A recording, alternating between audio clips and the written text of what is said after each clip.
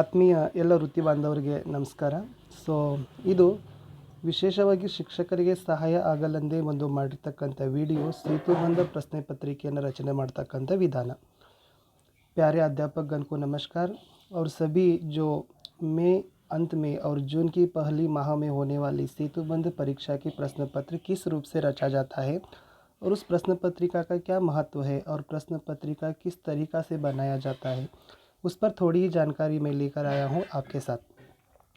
और जैसे यह मेरा अनुभव है और मेरा ज्ञान है, और इससे ही और भी जो ज्ञात आप हो तो कृपया उस ज्ञात को आप अपनाइए, यही मेरा एक निवेदन है. ಸೊ ಇದು ನಾನು ಓದಿರ್ತಕ್ಕಂಥದ್ದು, ನನಗೆ ಗೊತ್ತಿರತಕ್ಕಂಥ ಒಂದು ವಿಷಯದ ಕುರಿತು ನಾನು ಮಾಡಿರ್ತಕ್ಕಂಥ ವಿಡಿಯೋ. ಇದಕ್ಕಿಂತ ಹೆಚ್ಚಾಗಿ ತಾವುಗಳು ತಿಳಿದುಕೊಂಡಿದ್ದರೆ ದಯಮಾಡಿ ಅದನ್ನೇ ತಾವು ಅಳವಡಿಸಿಕೊಳ್ಳಬೇಕು. ಸೊ ತಾವು ಶಕ್ಯರಿದ್ದರೆ ಅದನ್ನು ಕೂಡ ಕಮೆಂಟಲ್ಲಿ ಪಿನ್ ಮಾಡಿದರೆ ನಾನು ಕೂಡ ಅದನ್ನು ಮತ್ತೆ ಇನ್ನಷ್ಟು ನಾನು ತಿಳಿದುಕೊಳ್ಳಿಕ್ಕೆ ಪ್ರಯತ್ನವನ್ನು ಮಾಡ್ತೀನಿ. ಯಾಕೆಂದರೆ ನಾನು ಇದನ್ನು ಬಹಳಷ್ಟು ರೀತಿಯಾಗಿರ್ತಕ್ಕಂಥ BED ಹಿಂದಿ ಪುಸ್ತಕಗಳಲ್ಲಿನ ಒಂದು ಮಾಹಿತಿಗಳನ್ನು, ಪ್ರಾಕ್ಟಿಕಲ್ ಕ್ವಶನ್ ಪೇಪರ್ಗಳನ್ನು, KVSದಿಂದ ಕೇಂದ್ರೀಯ ವಿದ್ಯಾಲಯ ಅಲ್ಲಿಂದೆಲ್ಲನೂ ಕೂಡ ನಾನು ಪಡೆದುಕೊಂಡು ಇದನ್ನು ಸ್ವಲ್ಪ ಮಾಡಿದ್ದೀನಿ.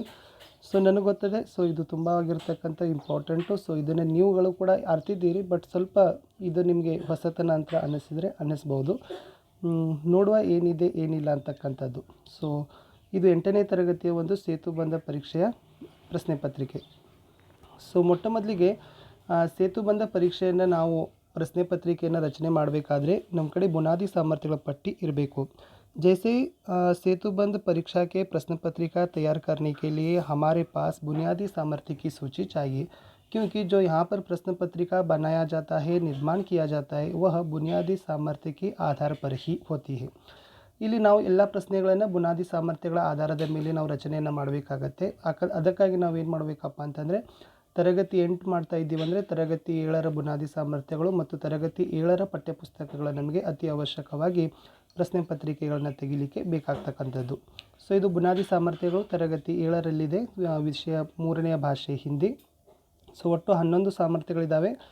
ಮೊದಲನೇದಿದೆ समूह में कविता गायन करते हैं, संवाद और प्रश्नोत्तर में समर्थ हैं, जीवन में पेड़ों का महत्व समझते हैं, पेड़ों से प्राप्त वस्तुओं को जानते हैं, राष्ट्रीय प्रतीकों को चित्र देखकर कहानी रचना करते हैं, अध्यापक की सहायता से दिल्ली के दर्शनीय स्थलों का विवरण प्राप्त करते हैं और बताते हैं, कविता लेखन करते हैं, अभिनय कला दर्शाते हैं, मित्रों या परिचित लोगों को पत्र लिखते हैं, चित्र के आधार पर कहानी लिखते हैं और नैतिक मूल्य समझते हैं, कहानी का उचित आरोह अवरोह के साथ वाचन करते हैं, चक्र में दिए गए वर्णों से शब्द रचना करते हैं.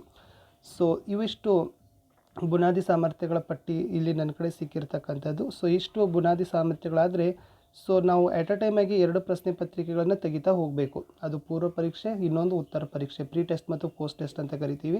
ಸೊ ಟೋಟಲ್ ಇದು 20 ಮಾರ್ಕ್ಸ್ಗೆ ಆಗ್ತಕ್ಕಂಥ ಪರೀಕ್ಷೆ. ಕೆಲವೊಬ್ಬರು 10 ಮಾಡ್ತಾರೆ, 15 ಮಾಡ್ತಾರೆ, 20 ಮಾಡ್ತಾರೆ. ಅವರೆಲ್ಲ ಶಿಕ್ಷಕರು ಸ್ವತಂತ್ರರಾಗಿದ್ದಾರೆ.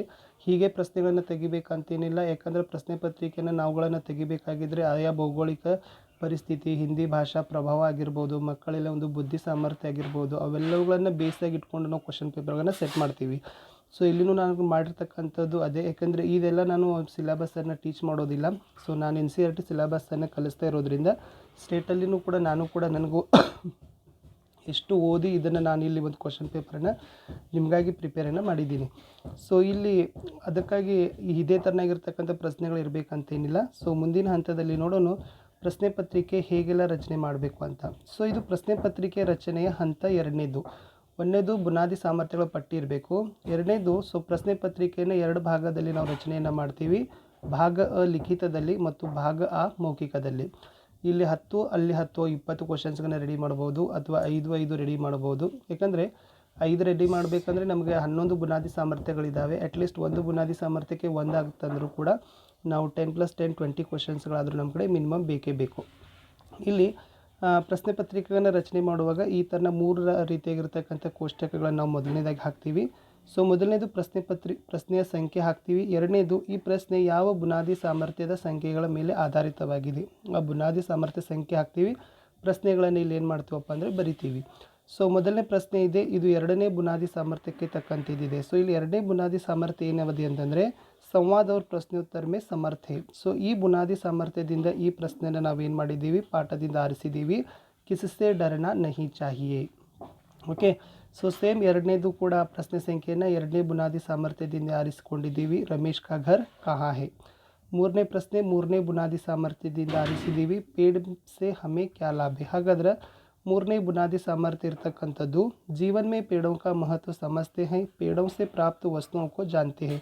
ಈ ಒಂದು ಬುನಾದಿ ಸಾಮರ್ಥ್ಯದ ಮೇಲೆ ಈ ಪ್ರಶ್ನೆಯನ್ನು ನಾವು ಮಕ್ಕಳಿಗೆ ಏನು ಮಾಡಿದ್ದೀವಪ್ಪ ಅಂದರೆ ಅಪೇಕ್ಷೆಯನ್ನು ಮಾಡಿದ್ದೀವಿ. ಸೊ ಅವರು ಎಷ್ಟು ಒಂದು ಮರಗಳ ಒಂದು ಮಹತ್ವವನ್ನು ತಿಳಿದುಕೊಂಡಿದ್ದಾರೆ.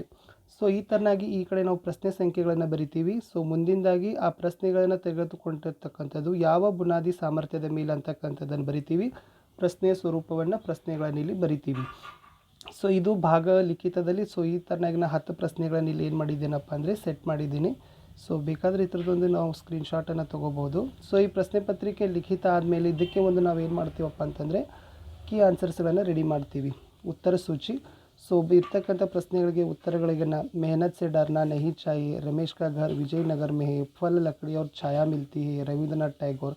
ಈ ಥರನಾಗಿ ಆ ಮೇಲಿನ ಪ್ರಶ್ನೆಗಳಿಗೆ ನಾವು ಏನು ಮಾಡ್ತೀವಪ್ಪ ಅಂತಂದರೆ ಉತ್ತರಗಳನ್ನು ಕೀ ಆನ್ಸರ್ನಲ್ಲಿ ಮಾದರಿ ಉತ್ತರ ಸೂಚಿಗಳಲ್ಲಿ ನಾವು ಇವುಗಳನ್ನು ಬರಿತೀವಿ. ಸೊ ಇಷ್ಟು 10 ಪ್ರಶ್ನೆಗಳಾಯಿತು, 10 ಮಾದರಿ ಉತ್ತರಗಳು ಆಯಿತು.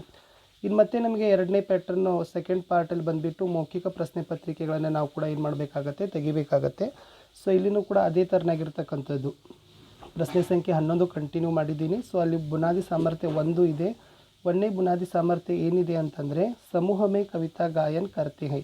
ಈ ಬುನಾದಿ ಸಾಮರ್ಥ್ಯಕ್ಕೆ ತಕ್ಕಂತೆ ತೆಗೆದುಕೊಂಡಿರ್ತಕ್ಕಂಥ ಒಂದು ಪ್ರಶ್ನೆ ಏನಿದೆ ಅಂತಂದರೆ ನಿಮ್ನ ಕವಿತಾ ಮೇಸೆ ಕಿಸಿ ಏ ಕವಿತಾ ಕಾ ಗಾಯನ್ ಕೀಜಿಯೆ. ಅದು ವೈಯಕ್ತಿಕ ಆಗಿರ್ಬೋದು, ಸಾಮೂಹಿಕವಾಗಿ.